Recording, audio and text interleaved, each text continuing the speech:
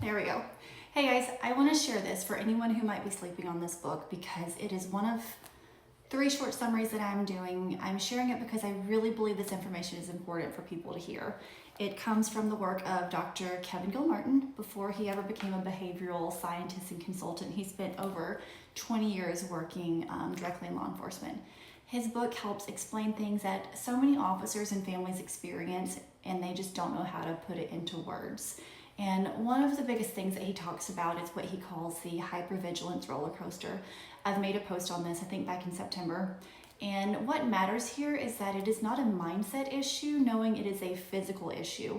When officers are on duty, their bodies are trained to stay on high alert, adrenaline is up, stress hormones are constantly firing, and that's how they stay safe and do their job. And there's nothing wrong with that. That's training working the way it's supposed to. But the problem is when they come home, the body doesn't always slowly calm down and ease back into normal life. Instead, they are exhausted, they crash, they have their magic chair they sit in, they're disconnected, they shut down, and they really don't even understand why. And over time, that constant cycle starts to affect, obviously, them, but the families. And this usually starts early. When your first responder starts the academy, the job is obviously very intense physically and mentally, but they're like proud to be there. They're motivated. And then they go to their first place where they're employed.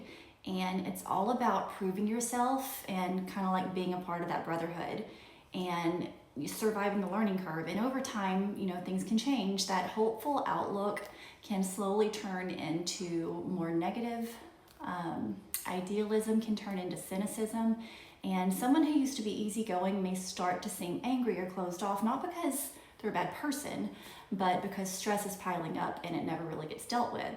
So the families feel this, and marriages get strained, and kids can feel emotionally disconnected from a parent who's physically there, but not fully present the way that they used to be. And then you have physical health issues and the emotional issues. And one of the most important things that Dr. Gilmartin says in this book is, that I love, if it is predictable, it is preventable.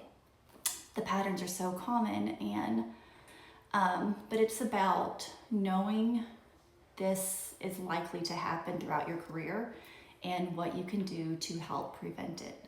This is part 1. In part 2, I will go over chapters 4 through 6, and that will drop on Thursday.